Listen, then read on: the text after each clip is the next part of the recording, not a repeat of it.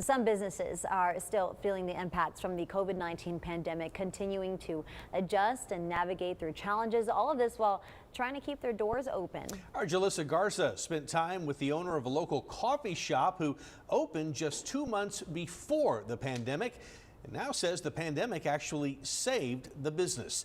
Jalissa is here with us tonight. And Jalissa, tell us more about how that happened. That's right, Mike.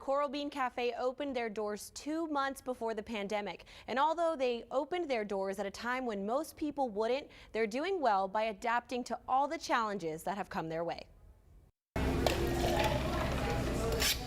A cup of joe from the nearest coffee shop is how some people like to start their day.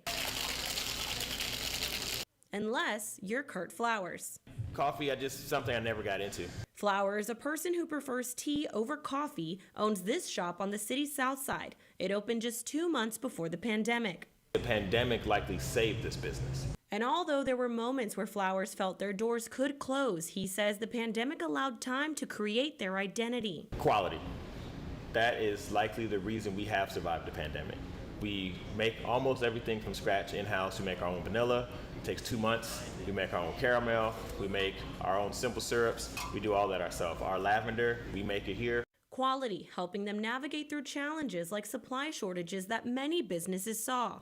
When you have bigger companies that have their supply chain issues, that doesn't affect us as much because there are warehouses full of flour and warehouses full of sugar that we can get pretty readily available, and that we just have to do the manual labor here. The pandemic keeping them on their toes and thinking one step ahead. We said if staff doesn't want to come back to work, or most people aren't coming back to work, we need to make sure our systems are efficient enough that it takes the minimal amount of people to work.